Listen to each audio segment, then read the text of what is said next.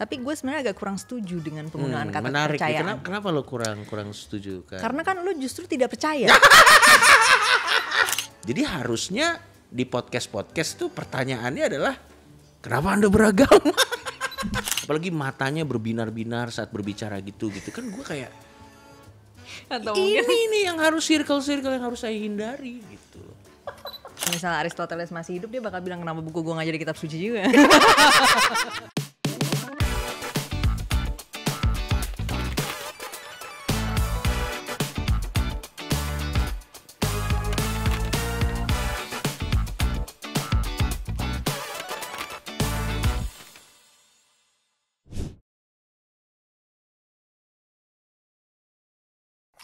Coki Pardede. Kania Thank Cita. you udah mampir ke channel gue. Ya. Kita langsung aja. Yes. Gue beberapa kali nonton interview lu tentang posisi lu terhadap agama dan ketuhanan. Tiba-tiba mulai langsung gitu. Nggak, tapi gue emang mau mengkonfirmasi aja sih sebenarnya ya di sini. Karena kayak di mana-mana mungkin kadang-kadang orang nggak benar-benar mengkonfirmasi nih sebenarnya posisinya seperti apa sih. Nah mungkin mulai dari situ dulu, Cok. Jadi posisi kepercayaan atau ketidakpercayaan lu nih gimana? Karena kalau lu pakai kata agnostik ya, gue taunya masyarakat Indonesia tuh banyak yang memaknai kata agnostik itu sebagai tidak percaya agama, tapi percaya Tuhan. Nah sehingga ketika misalnya, Coki itu agnostik itu orang taunya kayak gitu. Tapi itu salah, ya nggak sih? Itu bukan posisi lu, bukan itu kan? Ya, seolah-olah agama dan God itu ada di ranah yang berbeda gitu. Padahal sama-sama sulit dipercaya. Gila, gue udah serius banget dengerin. Gue kira kayak kategorinya beda nih. Menurut saya sekali lagi. Oke. Sekali lagi kan menurut saya. Iya, tapi lu tahu kan bahwa maksudnya memang ada label untuk posisi kepercayaan yang nggak percaya agama, yang percaya Tuhan dalam bentuk tertentu. Tapi kalau lu emang enggak. Sejauh ini sih belum teryakinkan. Oke, jadi sejauh ini saya belum teryakinkan. Posisinya adalah lu belum teryakinkan dengan konsep ketuhanan, apapun itu, dalam bentuk apapun itu, dan juga keagamaan. Apalagi itu. Soalnya kan sepemahaman gua kan, correct me if I'm wrong ya, teman-teman yang nonton boleh komen di channel ini. Ya silakan. Nanti di komentar. Biasanya kan agama itu kan turunan dari Tuhan yang disokong agama tersebut gitu. Oh iya benar. Ya maksudnya kan, Tuhan menurunkan kabar itu di agamanya, apapun agamanya. Sehingga kalau core-nya aja kita nggak percaya, sudah jelas turunannya juga. Gitu dong. Tapi kan orang tuh suka mikir, masa ininya nggak percaya, ininya percaya, harusnya kan kebalikan. Oke. Ya. Tapi gini, Cok, kalau yang lo sebutin barusan, yang agama turun dari suatu being, suatu orang nyebutnya Tuhan atau mungkin kreator dan lain sebagainya. Itu orang biasanya nyebutnya itu agama wahyu. Maksudnya itu agama yang diturunkan ini, yang kemudian biasanya dibawa oleh sosok nabi lah gitu kan. Nah tapi kan memang ada ya agama-agama lain juga yang bukan agama wahyu maksudnya. Ada, kayak animisme dulu kayaknya bukan agama wahyu deh. Ya bukan turun dari ini. Terus juga sebenarnya kan kayak aliran Buddha tertentu atau Hindu tertentu juga banyak yang bilang itu way of life aja, nggak ada konsep nabi membawa wahyu sebenarnya. Nah tapi lu juga nggak mengikuti itu kan? Gue juga tidak terlalu mengikuti hal tersebut karena biasanya kalau kita berbicara tentang religion, entah kenapa 80% perhatian kita tuh ke Abrahamik. Ya, yang sisa-sisanya kayaknya cuman pemeran pembantu. Cameo ya. Cameo.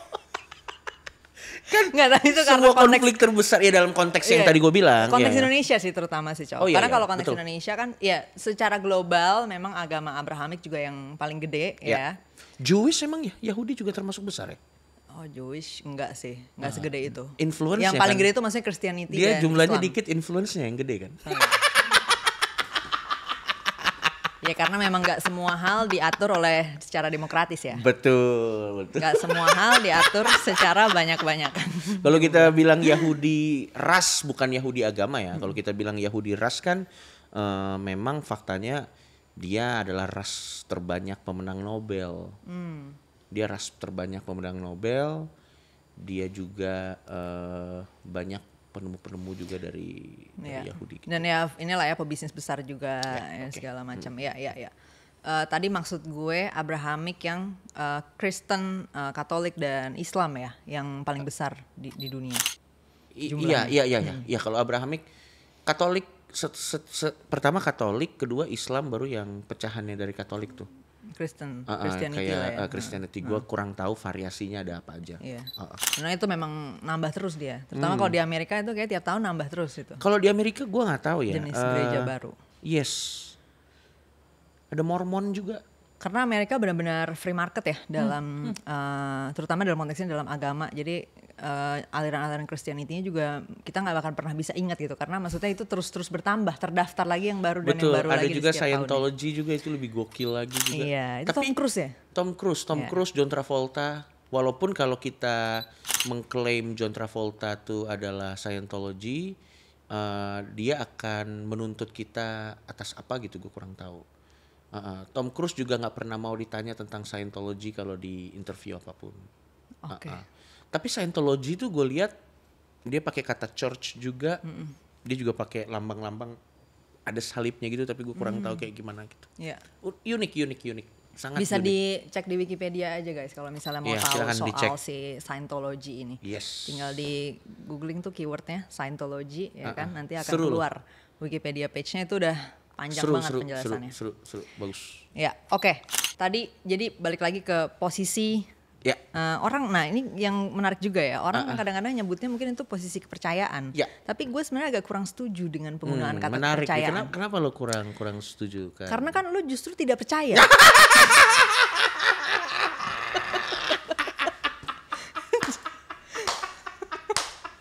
Betul. Tapi gue tahu ya memang kalau kita ngelihat pemikirannya filsuf Twitter ya mungkin bisa disebut kepercayaan ya karena kan kalau filsuf itu kan kadang-kadang kepercayaan juga ya kan, bukan kotak adalah kotak juga gitu.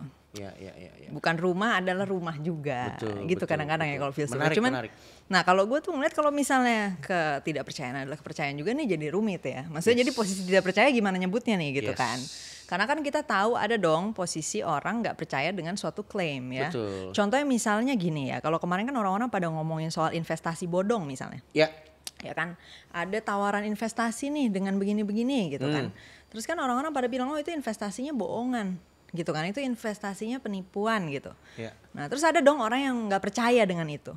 Nah masa kita bilang oh itu kepercayaan juga, kan kayak nggak masuk akal ya gitu. Enggak, dia nggak percaya dengan si investasi ini gitu kan ya. Dan yang paling menarik itu adalah selain pola pikir itu kan, selama gua ada di mana-mana di banyak podcast, tapi menurut gua bukan salah penanyanya sih. Gua rasa sih bukan salah penanya. Iya emang, maksud gue ini kan label yang banyak disebut. Makanya lu pasti disebutnya ini posisi kepercayaan. Pertanyaan juga, pertanyaan yang aneh juga yang sering gue ditanya adalah alasan kenapa gue ada di stand sekarang. Jadi lu gue tanyain ya sekarang ya. Iya. Kayak misalnya sebenarnya gini, kalau kenapa punya stand sekarang perjalanannya itu menurut gue menarik untuk dibahas. Bisa dibahas lah. Tapi kalau pertanyaannya kayak kenapa kamu memilih stance ini, yang menarik itu adalah kenapa gue punya stance ini karena ada klaim dari kepercayaan yang gue tidak percaya. Sebenarnya sesimpel itu. Jadi misalnya ada klaim kayak yang tadi lo bilang, misalnya ada klaim, kita bikin lebih simpel lagi. Misalnya ada klaim, hey, unicorn ada loh gitu. Terus gue bertanya, oh ya, mana buktinya? Ini nih buktinya. Kamu halu. Bisa gitu ya. Nah sebenarnya kan stance gue ada karena ada klaim dulu. Gitu. Dan ini kan juga betul kata lo tadi, ini bukan belief system. Disbelief system. Ini sebenarnya disbelief system. Ini adalah bahasa simpelnya stance gue nih adalah terhadap terhadap posisi-posisi kepercayaan yang ada. Iya, terhadap posisi-posisi kepercayaan yang ada. Sebenarnya yang butuh alasan dan butuh bukti dan butuh penjelasan yang sangat banyak dan akurat, ya sumber klaim tadi sebenarnya. Jadi harusnya di podcast tuh pertanyaannya adalah kenapa Anda beragama? Bukan kenapa saya tidak beragama, karena kan benar. Ya klaimnya ya. Gitu. Ya benar. Ya itu kayak misalnya ya gue punya ideologi lah gitu yes, kan. Exactly. Misalnya gue menyebarkan ideologi Marxisme gitu. Ya. Terus ada orang nggak ngikutin Marxisme. Betul. Masa gue nanya dia terus kayak, kenapa kamu bukan Marxis? Kenapa kamu tidak mendukung Marxisme? Coba jelaskan dalam 2 jam podcast di sini gitu kan? Di sini, di semua channel YouTube pertanyaannya, kenapa kamu bukan Marxis? Kan itu agak gila sebenarnya gitu. Ya, dan maksud gue pemahaman mengenai di mana burden of proof-nya tuh agak orang suka ketuker-tuker. Iya, jadi harusnya memang yang ditanya adalah kenapa, misalnya tadi posisi gue adalah betul. Marxis, ya kenapa gue Marxis gitu kan. Betul. Kenapa gue mendukung Marxisme gitu. Dan itu yang dilakukan di dalam pemikiran-pemikiran ya. Ya, harusnya idealnya seperti itu. Dia tradisi umumnya kalau dalam pemikiran seperti itu, Cok. Tapi memang kalau dalam kepercayaan kayaknya agak beda sendiri nih. Iya.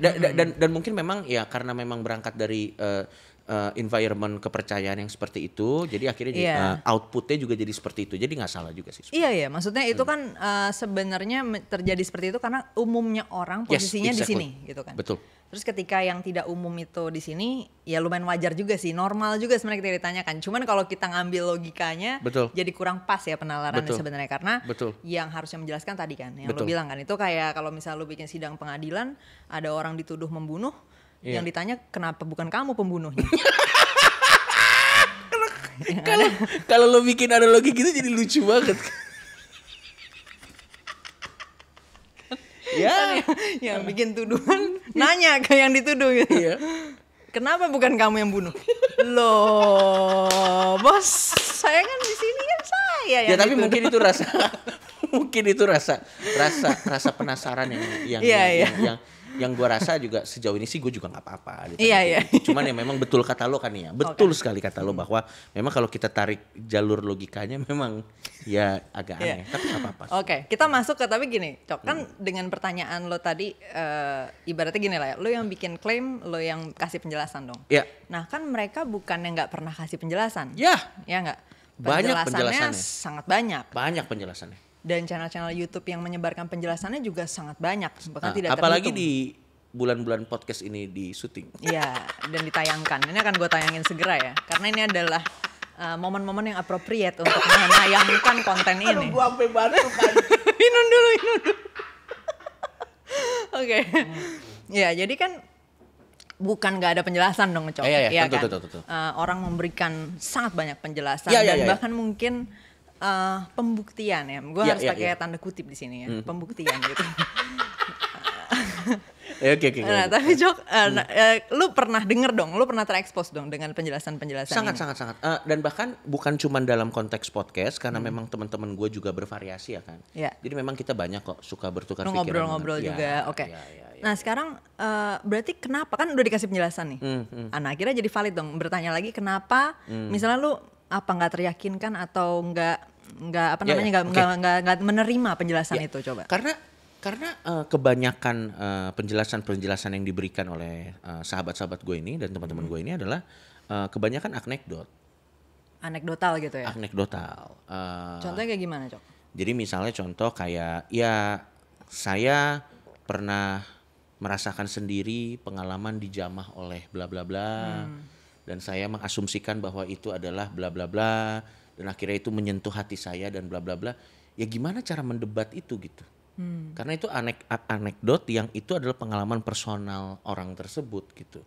Sehingga akhirnya kesimpulan gue adalah itu meyakinkan buat dirinya tapi tidak meyakinkan buat gue gitu. Jadi ya, atau misalnya mereka bilang ya saya nyaman dengan pemahaman ini karena begini ya itu jadi khusus personal untuk dirinya gitu. Jadi kan kalau hal-hal seperti itu kan kita nggak bisa interfere dong, maksud gua. Selama dia nyaman dengan itu ya terlepas dari beberapa benchmark yang bisa kita pakai, apakah itu masuk akal atau tidak kan itu jadi nggak relevan. Kalau dia nyaman itu karena Kalau dia nyaman itu ya it's okay gitu. Karena buat gue akhirnya religion itu adalah tentang, kalau buat gue ya, religion itu adalah tentang kenyamanan seseorang dalam berkeyakinan gitu. Sehingga kalau dia menceritakan dia nyaman berkeyakinan karena ini itu sifatnya personal dan gue nggak bisa interfere gitu. Dan dari sisi lainnya juga jadi pengalaman yang powerful buat yang bercerita tapi tidak meyakinkan buat gua gitu. Nah, yang itu meyakinkan karena itu ceritanya dia yang dia alamin sendiri, tapi ketika masuk ke lu ya enggak gitu ya. Lu setara Marvel Universe dan DC Comic buat saya gitu. Tapi yang menarik adalah ada juga beberapa orang yang saat ingin membuktikan klaimnya mereka tadi kan ranahnya anekdota dan kan pengalaman personal lah. Pengalaman gitu ya? personal. Ada yang mereka datang dengan penjelasan yang mengatakan bahwa klaimnya mereka nih masuk akal secara sains, masuk akal secara pemikiran, masuk akal secara filosofi. Mereka udah keluar dari sesuatu yang personal tadi, yang menurut gua adalah esensi dari religion itu sendiri. Mereka masuk ke sesuatu ke hal-hal yang bisa diukur. Nah, di sini jadi problematik. Tapi sorry, gue kasih catatan dikit. Tadi kan ada misalnya argumennya dari filosofi. Ya. Nah, kalau filosofi emang bebas, Cok. Bebas. Jadi yang mungkin ada acuannya tadi yang secara sains, secara empiris lah gitu. Yang empiris. Saat dia masuk dan empiris, nah ini jadi problematik nih kan. Karena dia masuk ke ranah yang ada kesepakatan bersama terhadap benchmark yang bisa disepakati ini masuk akal atau nggak masuk akal. Dan kalau udah ke ranah situ, kebanyakan nggak masuk akal. Tapi gini, karena gua itu tahu prioritas kan ya. Gua tahu bahwa kadang pertemanan dan relasi jauh lebih penting daripada menang debat. Oke. Jadi ada atau dibanding menang pemilu. Kayaknya mending menang pemilu deh. Karena saya lihat Pak Anies lebih sedih belakangan. Okay. Pak Ganjar juga lebih sedih kan, Pak Prabowo lebih berseri kan mukanya. Jadi kan udah terlihat. Oke. Jadi kalau untuk menang debat enggak terlalu penting. Yang lebih penting adalah pertemanan. Kadang gini, saat ada teman-teman gua atau sahabat-sahabat gua gitu, dia udah masuk ke ranah kayak misalnya yang empiris gitu. Ada contoh nggak? Mungkin nggak perlu disebutin persis namanya atau kejadian misalnya yang spesifik contoh, ya. Ini contoh yang gue capek banget dengernya. Misalnya contoh. Di kepercayaan gue, buku gue nih membuktikan mengenai fakta-fakta hukum alam loh. Gitu. Yang mana sebenarnya mereka cherry picking kan. That's one thing. Dan mungkin juga yang kedua, kalau misalnya Aristoteles masih hidup, dia bakal bilang kenapa buku gue gak jadi kitab suci juga. Nah, kalau mereka udah masuknya ke sana, gue menahan diri gue untuk tidak terpancing untuk berdiskusi. Kecuali mungkin udah ada konsen di antara kita berdua bahwa ini hanya akan jadi diskusi. Kenapa? Karena biasanya gue lebih mengutamakan pertemanan daripada berantem. Tapi Cok, kalau untuk hal seperti itu, lu tahu kan bahwa itu memang mungkin benar. Maksudnya, iya, maksudnya kan ada kemungkinan benar memang. Iya, ketika misalnya gini deh, kalau nggak pertama dari sini dulu. Ketika lo tidak menerima klaim-klaim dari kepercayaan, kan versi sudut pandang yang memegang suatu agama atau suatu kepercayaan kan. Iya, silakan. Agama atau kepercayaan ini datang dari higher being lah, gitu ya, higher power lah, gitu, this supreme being, mungkin itu lebih tepat ya. Nah, dengan posisi ketidakpercayaan lu, berarti tebakan lu, ajaran-ajarannya datang dari mana? Kalau gue pernah ngobrol sama beberapa orang, jadi, dan ini sedikit asumsi sotoy gue ya kan, ini sedikit asumsi sotoy gue.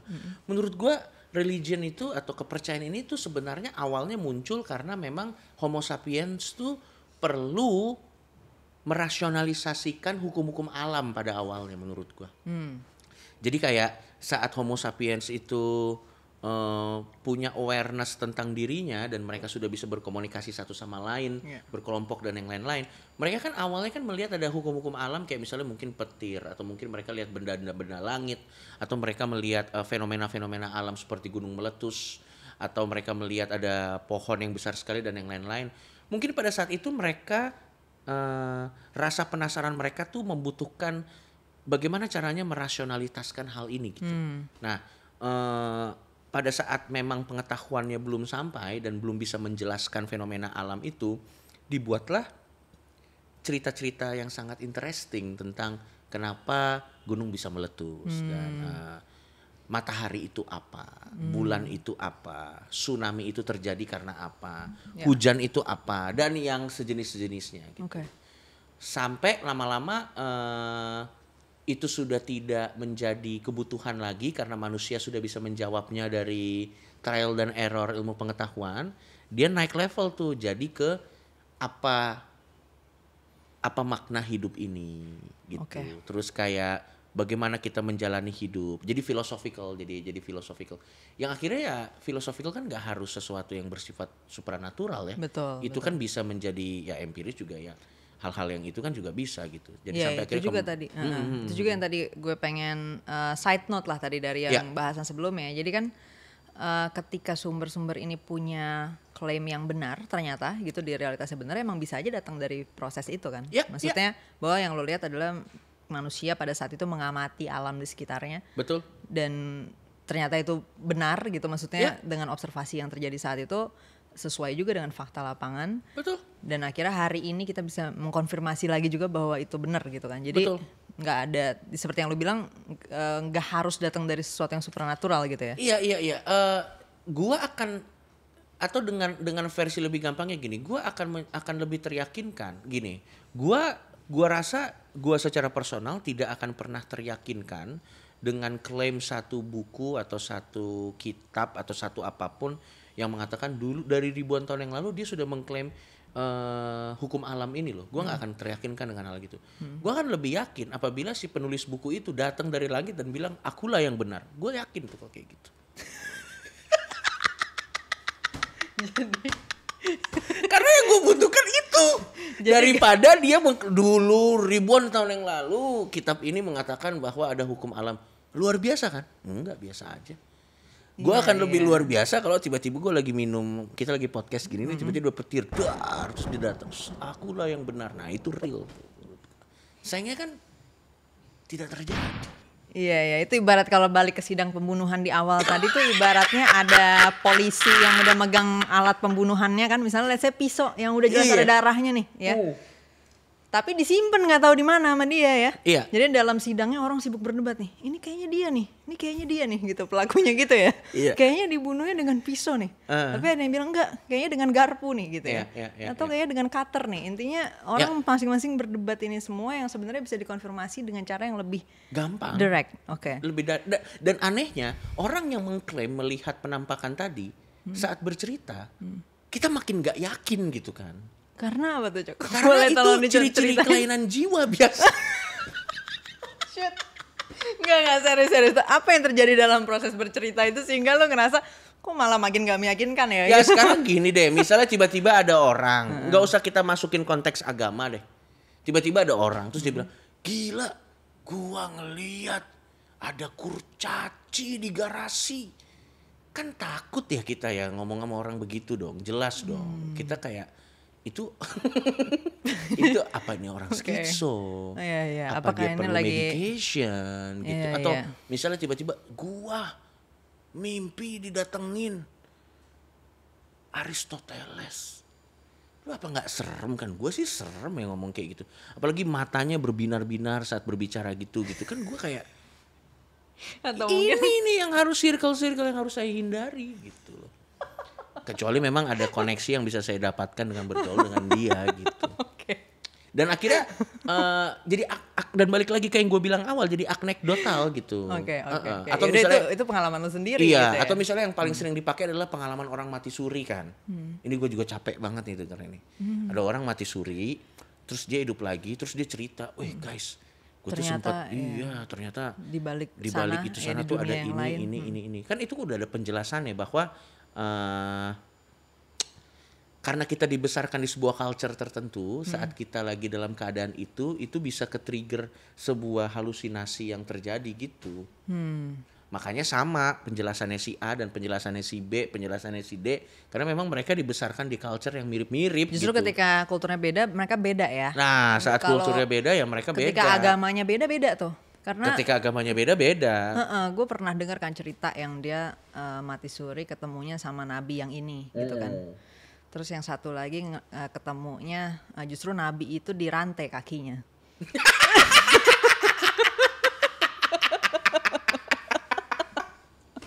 Jadi gue juga, oh interesting. Ya, nah, ya itu okay. Itu reaksi gue. Reaksi gue adalah gue menghormati, gue merespek saat ada orang yang bercerita seperti itu ke gue, dan gue percaya bahwa dia percaya apa yang dia lihat benar.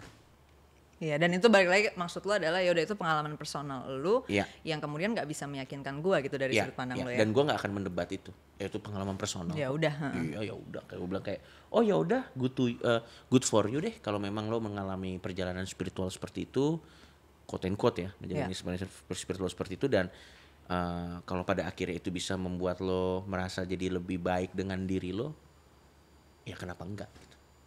Kalau buat gue sih kayak gitu. Yang gue agak gatel tuh saat mereka masuk ke ranah-ranah yang memang ini jelas ada gitu. Kalau lo masuk ke sini, tapi sekarang kalau gue pikir-pikir juga kadang kita capek juga sih. Gitu ya udah lah ya. Gue nggak ngerasa harus gimana. Nggak apa-apa juga, tapi lo tinggal bilang ya gue sorry tapi gue masih ragu ternyata.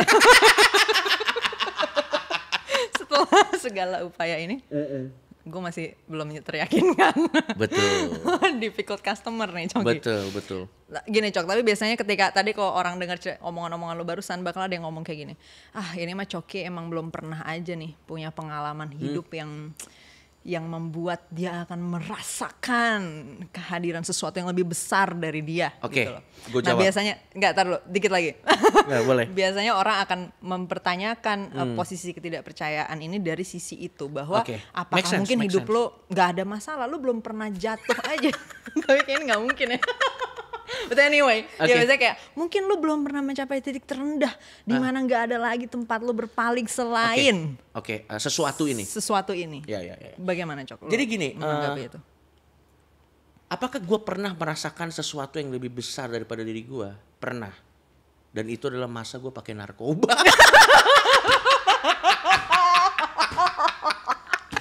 Sorry to say, I have to say this. Karena saat kita pakai Inex, saat kita pakai sabu, saat kita pakai kokain, atau saat kita pakai sesuatu, memang L-Seed dan yang lain-lain, memang kita jadi kayak gue bukan ahli syaraf, tapi gue cuma bisa berbicara dari pengalaman lo. Dari pengalaman gue, memang kayak ada gue bisa denger suara-suara kan, terus bahkan itu kayak tembok-tembok tuh dia bisa kayak goyang-goyang, bisa goyang-goyang. Dan ini memang secara medis emang ada substance yang bisa menghasilkan halusinogen, halusinasi seperti itu gitu. Nah,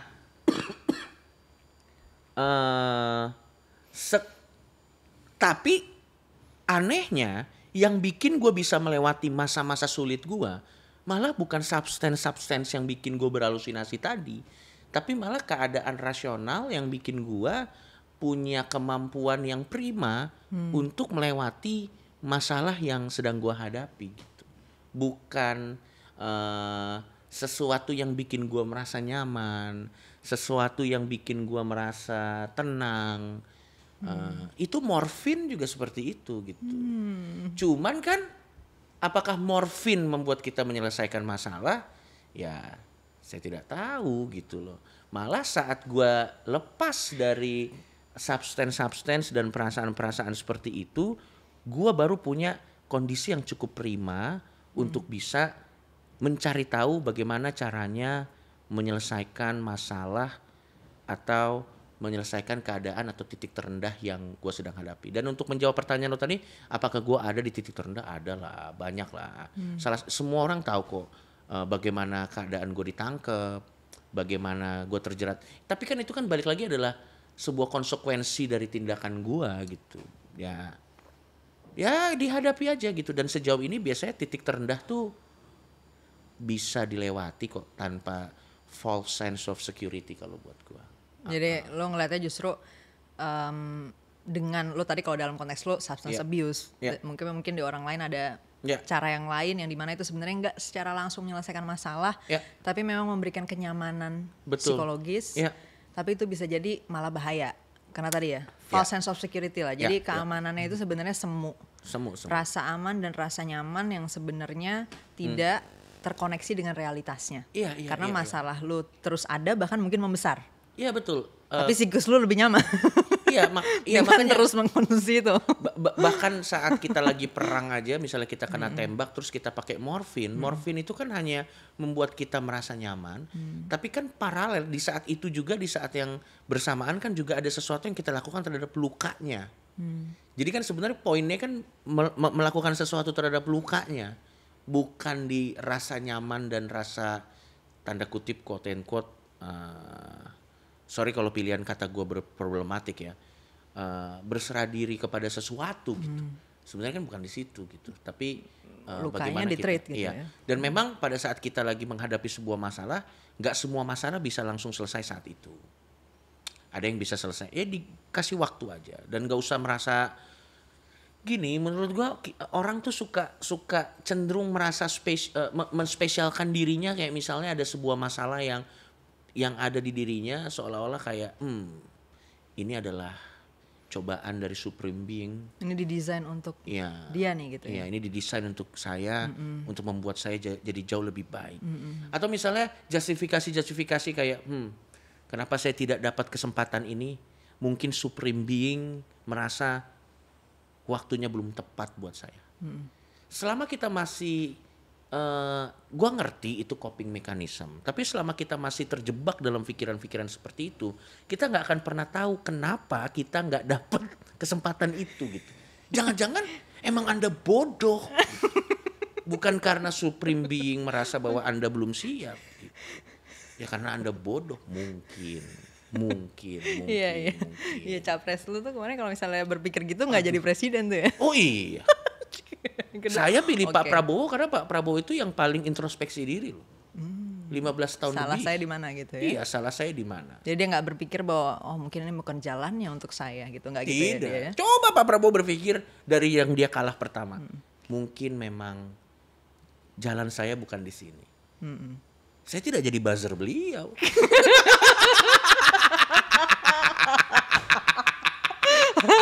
Itu salah satu alasan kenapa saya pilih Pak Prabowo.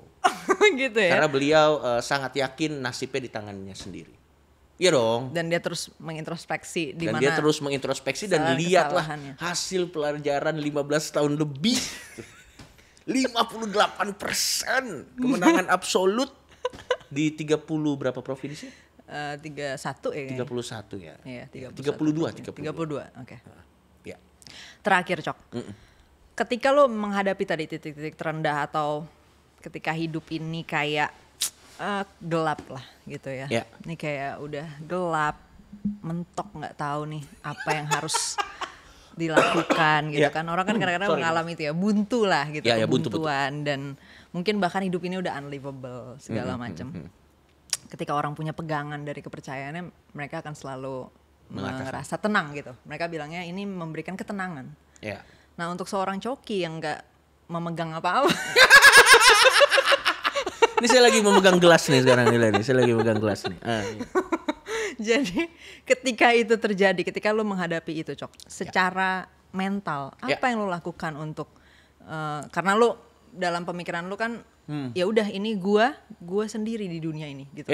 Gue nggak bisa berpegangan pada apapun ini.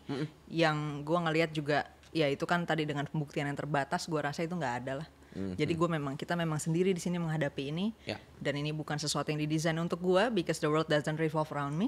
Exactly. Jadi ketika lo menghadapi itu, apa yang bisa menjadi mungkin sumber kekuatan atau motivasi untuk terus 5 tahun yang lalu kalau lo tanya ini narkoba jawaban. Justru itu kan gue tanya sekarang karena udah enggak.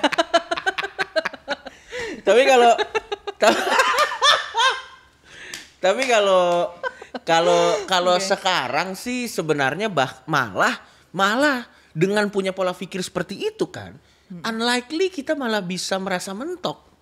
Karena kita Karena kita jadi tahu bahwa hidup cuma sekali, tidak ada apa-apa lagi setelah hidup. Dan ini ada di tangan lo gitu ya. Cuman ada di tangan kita. Gua malah jadi lebih merasa leluasa untuk bener-bener memahami konsekuensi dari setiap tindakan gua gitu. Sehingga karena gua tahu tidak ada faktor X yang bisa interfere nasib gua, yang akhirnya makanya ada istilah kan manusia bisa berencana tapi supreme being yang menentukan.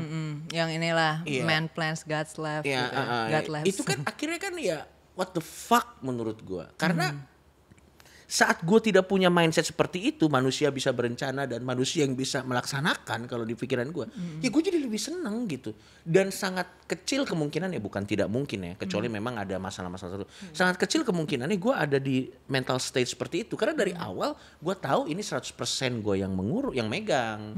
Gue tahu konsekuensi tindakan gue seperti apa. Dan kalau memang gue harus ada di posisi yang sementok-mentoknya, ya gua sih coping mekanisme gua sih ya gua punya cara gini kan, so what, baru abis itu what now gitu. Ya, jadi kalau misalnya udah mentok ya udah so what, kenapa gitu.